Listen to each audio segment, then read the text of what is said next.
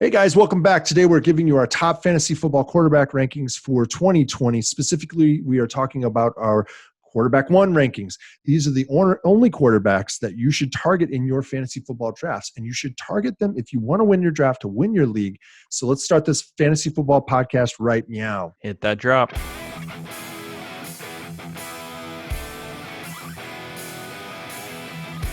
Hello and welcome to the Fantasy Football Upside. I am Justin. Kyle will point at himself. Boom, boom. Thanks for dropping by our Fantasy Football Podcast and YouTube channel. We both greatly appreciate it. Like Kyle said in the intro, we're bringing you our final run through of Fantasy Football Quarterback One rankings. That's what we're doing today. And this week, the last 3 days, we've given you some wide receiver 1 through 3, I should say, a tight end 1 rankings, and also our final PPR mock draft of the season. Yeah. Mock! Yeah! And if you're looking for running back rankings, don't worry. We didn't forget about those. We did those last week. You can definitely check out all those episodes in the description below. Check it out. Yep. What do you got, Kyle?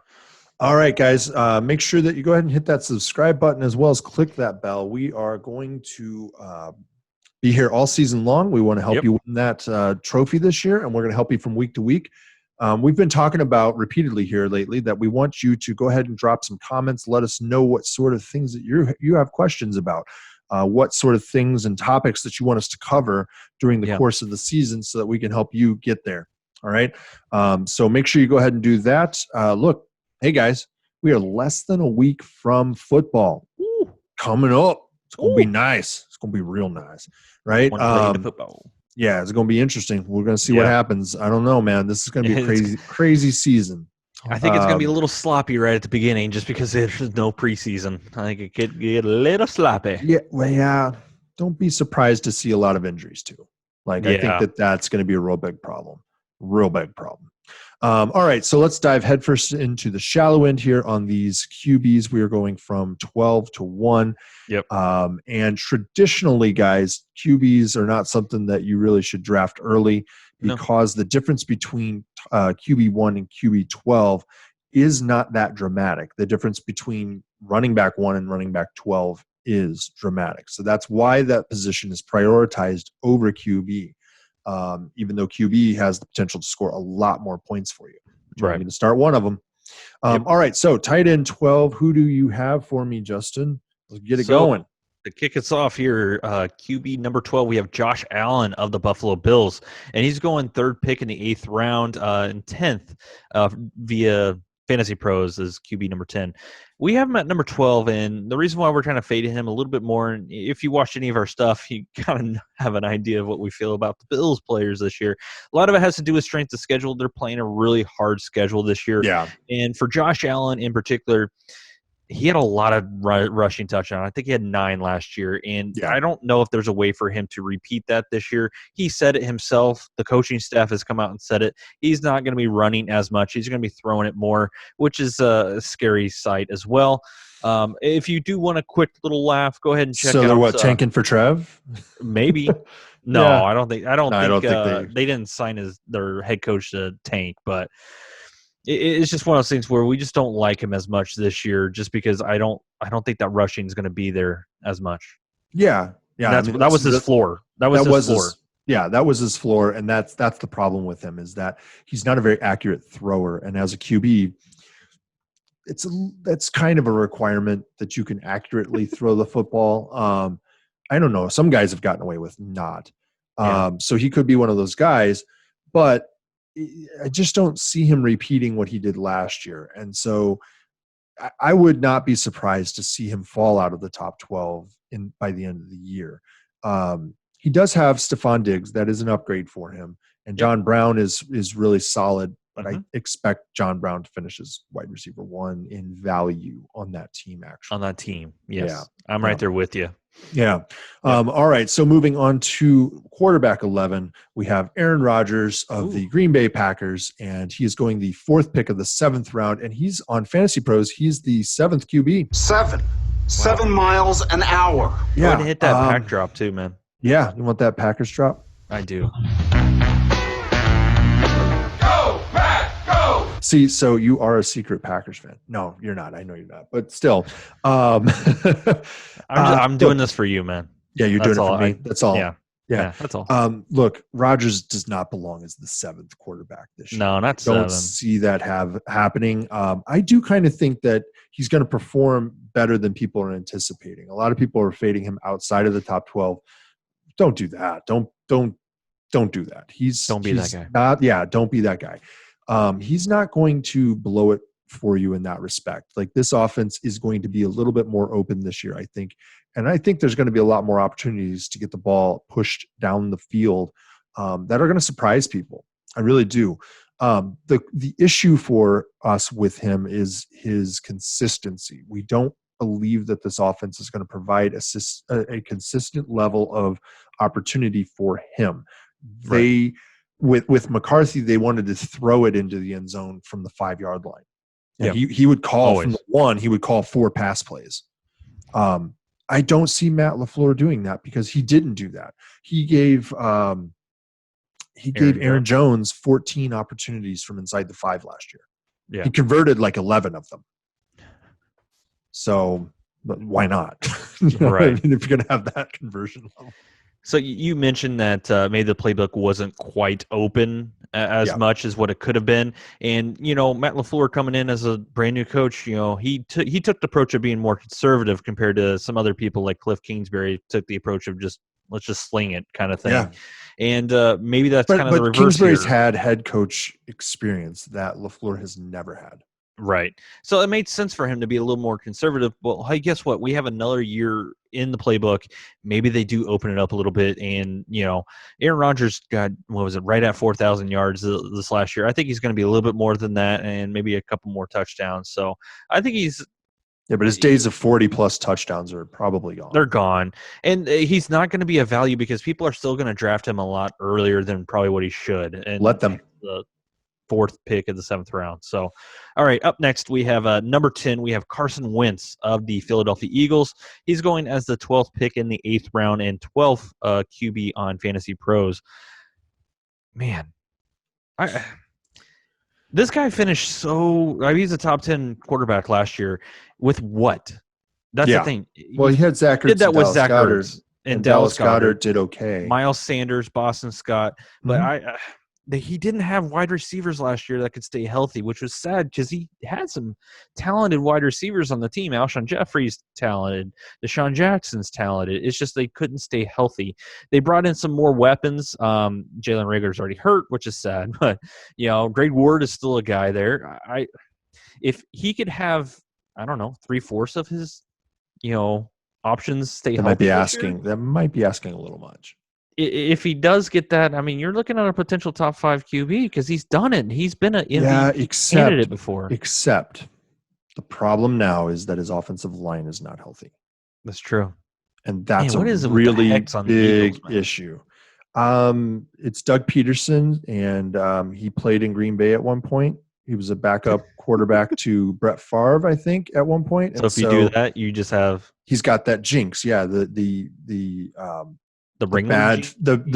bad athletic trainer, or not athletic trainer. What is it? The bad weight room coach who just gets everybody hurt. It's like they're all on the verge of getting hurt because they are not getting the proper weight training done. Yeah. That's my concern, really, honestly, is I don't foresee him being in the pocket all the time. He has a really, really quick release. Like, he's really fast releasing the ball. The issue is that he also steps very far forward into every throw. Yeah. And if he's getting a lot of pushback through that offensive line, I don't know what that's going to do with him. I really don't know how that's going to affect his accuracy. I don't see him throwing on the run a ton of times. He can do it. Yeah. You have to be able to do it in the NFL now. But what's that going to do with that offensive line? I don't know. All right, moving on, we have QB9, Drew Brees for us. Drew Brees. QB9. Yeah, Drew Brees. He is going as the 4th pick in the 7th round. I think that's roughly the same as what Aaron Rodgers is going as. And he's QB8 over at Fantasy Pros. Oh, yeah. So it's a little bit closer to where we have him at 9. But I would not take him in the top of the 7th round. I don't think QB is that valuable. It's not different enough These QBs, like Drew Brees to Aaron Rodgers, the difference between those isn't dramatic enough to take and pass over running back and wide receiver in the 7th round, in my opinion. Right. And so that's my problem with what that is. But I don't have a problem with Drew Brees. I just have a problem with the way people draft. So that's kind of how it works out, I guess. But that's why, we win consistently, is because we say, go ahead. You take Drew Brees. I'll get 50 points less on the season out of the QB, but I'll get 100 out of the running back extra that you didn't get because I took that guy. And that's why it's a draft strategy thing. Drew Brees is going to kill it for you. He's going to kill it. He kills right? it. But so does Carson Wentz. So does Matt Stafford. So like these guys all put up 4,000 yards. They do. Yeah. So a down year and Aaron Rodgers still put up $4,000. Right. Yeah. It's just one of those things where, last year, even, when he was active, because he did hurt his thumb. I mean, that's a free fluke injury. That's not something that's not a soft tissue or anything like that. But before that, I think he was a top 3 quarterback. So whenever he was active, he was like a top 3 quarterback. And it's just because it's still a very pass-heavy offense, and he still can flick that ball out really quick. He doesn't have that deep ball anymore or anything like that, but they do have a couple more weapons. They brought Emmanuel Sanders in. There is some, talk out there that Alvin Kamara's not healthy going into the season. So that's a little scary because, I mean, those little drop-offs to him, that chews up a lot of yards for you for Drew Brees. And but Latavius Murray stepped right in when Kamara was injured. And we think he's going to do the same, but if you could have Alvin Kamara on the field and not have him on the field, I mean, you're going to want him. You're going to choose him. You're going to choose to have him on the field. So after that, up next at number 8, we have Matthew Stafford. He's going as the 9th pick in the 9th round, 13th overall quarterback on Fantasy Pros. Now we're starting to get a little bit of a good value in our opinion. I'm speaking for you because I think you feel the same way as I do when it comes to Matthew Stafford. I'd love to get him in the 10th if I could.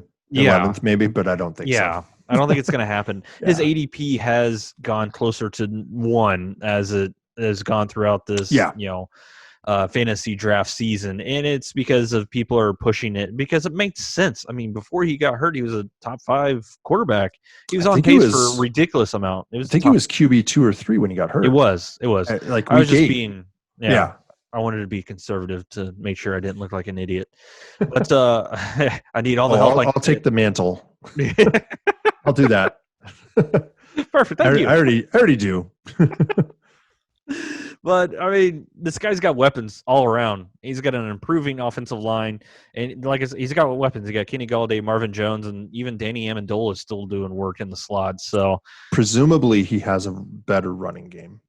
Presumably, if he can keep some of those running backs healthy in his back. What's really funny is that Kerryon Johnson right now is the healthier of the 2 backs, which I don't know that's ever been said of him in his career. Yeah, I don't think that's ever been said of him in his entire career.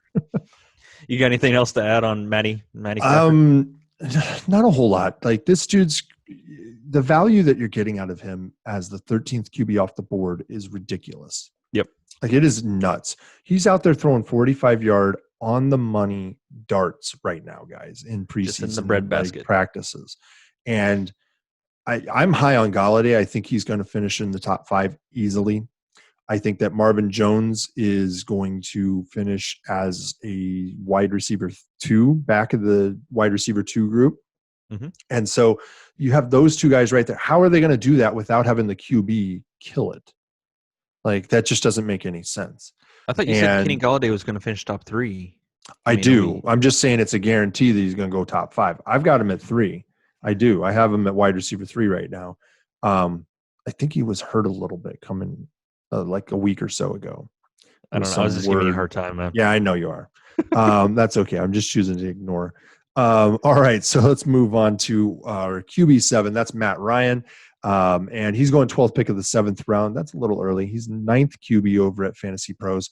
But 12th pick of the 7th round is not terrible. You are getting a guy who's going to try to throw the ball 700 times every week. He'll probably do it for the season. Guy's got a lot of targets. He's got a lot of people to throw the ball to. And he's got some weapons. Yeah, all of them are pretty good. This is a Dirk Cutter offense. They're not going to try to really run the ball as much as you would hope if you've got a Todd Gurley ownership stake. Good thing Todd Gurley catches the ball. Yeah. I mean, if it's a PPR league that you're in, it's phenomenal. It's phenomenal.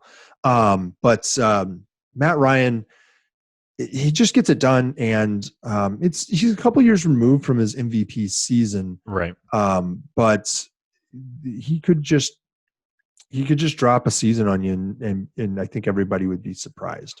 But you shouldn't be surprised. This guy's going to perform. He's going to be in the talk for MVP probably this year, just because I think this offense is going to click pretty good. It has to. The defense is still bad, so he has to throw. That works for us in fantasy football. We don't mind a bad defense when it comes to getting some garbage points, and Matt Ryan's not afraid to chuck the ball.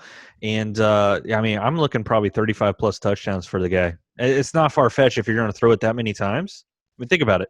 Your weapons are Julio Jones, Calvin Ridley, even Russell Gage is flashed here. That's what. That's so 700 targets, 35 touchdowns. That's what, 5%. That's not close bad to NFL average. The NFL average is 4.5. Yeah. So I mean, you're pretty darn close there. And he's got Hayden Hurst at tight end. We've mentioned Todd Gurley, so he's got a ton of weapons. And this might be the most weapons he's ever had, truthfully. Because I mean, if you give me Devontae Freeman or Todd Gurley, I'm still going to take Todd Gurley in those knees compared to running in quicksand for Devontae Freeman. Yeah. So, but okay. After that, number 6, and this is I definitely see a teardrop. Once you get 1 through 6, I think there is a gap in between this one and Matt Ryan. At number 6, we have Deshaun Watson, Houston Texans. He's going 3rd pick in the 6th round and 6th over at Fantasy Pros. I still don't like to draft QBs this early in the 6th round, but let's say especially one who just lost future Hall of Famer DeAndre Hopkins. Yes, exactly. So that means he may fall. If he falls a couple more rounds or something like that, then we're talking some really good value. Because even with a loss of a future Hall of Famer DeAndre Hopkins, Deshaun Watson can still go out there and ball, and he has a lot of wide receivers to throw to. They're just not as high quality as the guy that Bill O'Brien decided to wake up one day and trade. So, I mean, he's got Kenny Stills. I don't know why I said that one first. He might not make the team, but okay. Kenny Stills, Randall Cobb. Now I'm just spacing on Brandon Cooks, Will Fuller, Kiki Cutie. Yeah, so he's got 5 wide receivers, and I mean, you're hoping two of them catch on. Let's play Russian roulette with who's wide receiver 1 on that team. You know, your guess is as good as mine. It might be Brandon Cooks. I mean, the dude has performed at 4 different teams. Right. Yeah, I mean, he may. It might be. It also might be Randall Cobb. Because and Deshaun Watson, real quick, he has a decent little rushing floor as well. Yeah. So that's something we do like to see that. Yeah. Well, and he also has a pass catching back. I think, that's an upside thing too. Well, both of them. Both of them, but they didn't have both of them last year. Arguably, Carlos Hyde is not a very good pass catching back, whereas David Johnson is absolutely a pass catching back. So you don't have to take him off the field to keep the offense moving forward. And so Deshaun Watson is going to be able to run more plays as a result and take advantage of the defensive mismatches that he doesn't have to worry about changing out a player for. All right, so let's move on to QB number 5 for us is Kyler Murray. He's also QB number 5 over at Fantasy Pros, and he is going as the 7th pick of the 5th round. That is pretty pricey for a second-year QB. He did perform really well last year. We liked what he did last year. Some people ragged on him about it and think that it's not good enough, and I'm like, he was a friggin' rookie in a new system entirely with a new coach to the NFL. He finished like 7th last year. I mean, come on, people. It was like 6th or 7th, depending on the format. Like depending on like touchdown points and stuff like that. Right. He's another guy who provides a rushing floor for you. Okay. I don't think they're going to call as many rushing plays as to the QB as you would want to guarantee a solid enough floor to really say, oh yeah, he's got that really good solid rushing floor. I would guess on the high end, he's probably going to finish with 300 yards on the high end. That's just my guess right now. Obviously, because everything that we're saying is a guess in the end based on information that we can look at. But what we have out of him is that they are going to try to throw this ball 60 to 70 times a game. Like they're just going to try to do it, guys. It's insane, but it's an air raid system, mesh concepts. They just want to throw the ball as often as possible, as fast as possible, and run plays as often as possible. And he's built for that. He's a fast, quick thinking smart quarterback, and he's got the weapons on the outside and in the slot to make things work. He's got a good running back right now. He's got 2 good running backs, arguably. And so he's going to be a high value. I'm not taking him in the 5th round, but that's my strategy. So right. Kyler Murray is one of those ones that he's in line for a touchdown progression. I mean, we just kind of mentioned what the NFL average, which is about right around 4.5%. He was at 3% touchdown rate. And I think when you add future Hall of Famer DeAndre Hopkins to a team like this, I think you're going to see those numbers kind of uptick. Exactly. I think you're going to see those touchdown numbers uptick, and you're going to keep that nice, steady rushing floor, and that just means improvement. Once again, he finished as a 6th or 7th best QB. Why do we think he's going to fade more than that? That's why we got him at 5 or even better. Yeah. So I like the idea of a second year progression out of Kyler Murray. So up next at number 4, we have Russell Wilson, also known as Russell Wilson, but we like to say that because, I don't know, Kyle decided to say that one time without even knowing it. But QB of the Seattle Seahawks, if you didn't know. I guess Madden came out and they misspelled Seahawks on some of the stuff. So, good stuff. Good job, Madden. Go EA. But wasn't there a petition trying to get the NFL to drop EA finally? Because they just keep ruining the games. Yep, that was trending for a little bit. But Russell Wilson is going as a 2nd pick in the 5th round. And he's going as the 3rd best QB in Fantasy Pros. 3, 4. I mean, we're right there. That's not too far-fetched. It's still early for us for QBs, but if you do want to draft a QB early, Russell Wilson is always right there. He's always a top 12 quarterback year in and year out. I think he's going in an 8th or 9th year, and he's just there. He's always there. But it's one of those things where I wish they would allow him to throw more quarters 1 through 3. It always goes into that 4th quarter like, here you go. Yeah. All right, we've kind of shat the bed the whole game. Why don't you go ahead and take it over for us, Russell? Yeah, I mean, it's Pete Carroll. So that's not happening. You can say it all you want. It's just not happening. I mean, it's unfortunate. He's just going to start changing the plays in the huddle. The one problem last year, he was on pace. Like he was in the discussion for MVP last year, right? Yep. And then what changed? What happened? What happened was his tight ends got hurt. Like his number 1 tight end, Disley, got hurt, and then that offense changed very, very quickly. Like they couldn't run the ball effectively. Not that they could do it very greatly before, because they either can't stay healthy or they can't hold on to the ball. They've got Carlos Hyde this year. I'm a little higher on Carlos Hyde. I think that he's a great option for them, and I see him actually maybe getting 50% of the carries in the end by the end of the season. And I think that actually opens up the game for Russell Wilson a little bit more, because he's going to have a lot fewer defenders on the outside. And that's going to open up for Lockett, for DK, for Disley, maybe for Hollister, all that stuff. I think it just opens up the game a little bit. Oh, they got Greg Olsen out there too now. He's good for 5 catches in plantar fasciitis. But yeah, I know. I'm being mean again, right?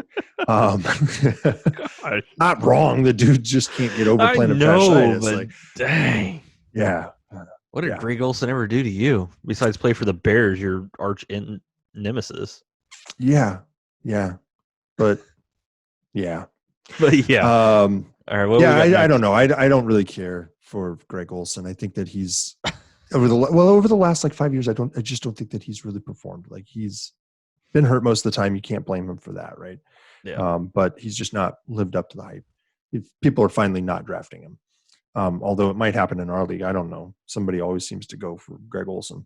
All right. So moving on, we have at QB number 3, we have Dak Prescott of the Dallas Cowboys. He's currently going as the 5th pick of the 5th round, and he is the QB4 over at Fantasy Pros. So we've got Russell Wilson and Dak Prescott flipped of them. Right. But we like Dak this year just because that offense is going to throw like crazy. Mm-hmm. We're fading Zeke a little bit. We're not saying he's going to fall outside of the top 10 even, but right. We are saying that he's not going to be a top 5, definitely not a top 3, and that's where he is right now being drafted. Right. And that's because we think that Dak Prescott is going to throw a ton. This offense is geared for that. This is Mike McCarthy. I don't care what he says about how much he's changed. They paid the wide receiver. They have the wide receiver too. They went and drafted a wide receiver in the first round. They paid a tight end who's an athletic tight end who runs routes, who catches balls down the middle of the field. Everything about this says he's ported over the Green Bay modified West Coast offense that he used to run, and he's just going to put it right in. Yep.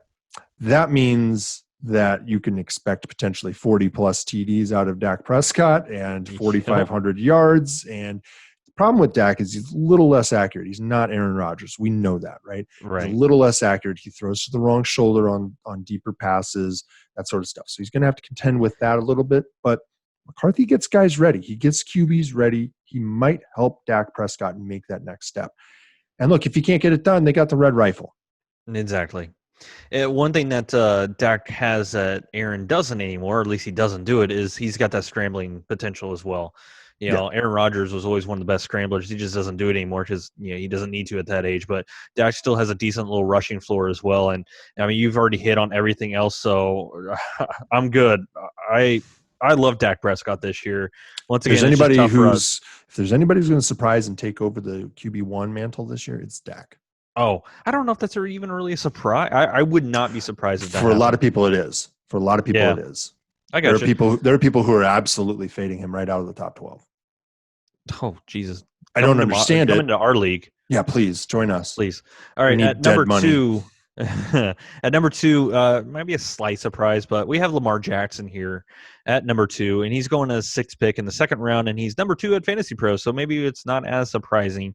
And we just look at this as it's like Josh Allen heavy. Like, okay, all things pointing is that they're going to have him run less, throw more. So it's like that's what's so good about Lamar Jackson is his rushing ability. I mean, the guy had over like 1,100 yards. Yeah, you don't see that out of a QB. You cut literally, it's never been seen out of a QB. It literally has never been seen. You cut that in half, maybe, if they really want to hold back the reins. I mean, that's a big chunk. They drafted J.K. Dobbins. They're demonstrating that they want to run the ball with running backs. He is an accurate thrower. He's gotten more and more accurate every year. Yeah. So yes. How's that? One quick thing about Lamar as well is his touchdown percentage was astronomically high compared to the league average. It was like 8 to 9%. And that's like Peyton Manning back during the Denver Broncos 50-plus touchdowns. You mean he's not Peyton Manning? No. You don't think he is? No. No, he's not. Totally different skill sets. Yeah, he's not Peyton Manning. Look, he does bring a dynamic to the field that you haven't seen ever.